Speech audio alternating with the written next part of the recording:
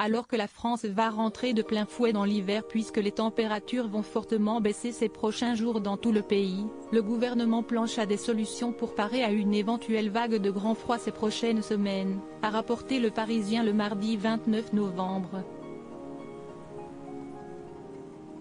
En cause, la crise énergétique et les difficultés d'approvisionnement en électricité que connaît la France depuis plusieurs mois.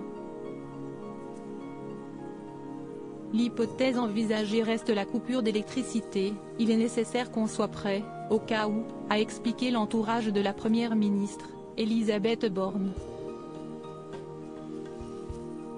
Cette dernière multiplie d'ailleurs les réunions sur le sujet, a reçu plusieurs ministres, mais aussi plusieurs opérateurs, dont Routière et Enedis le 28 novembre. Il faut dire que le sujet n'est pas nouveau, on est inquiet depuis des mois.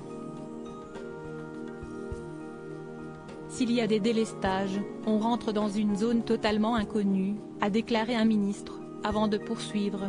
S'il y a des conséquences inattendues de délestage, ça se retournera automatiquement contre le gouvernement.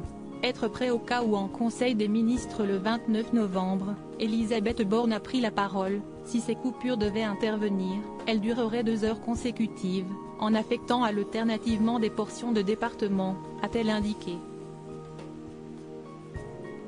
Et d'ajouter, les périodes de délestage concerneraient les pics de consommation électrique situés les jours ouvrés, sur des créneaux horaires indicatifs de 8h à 13h et de 18h à 20h.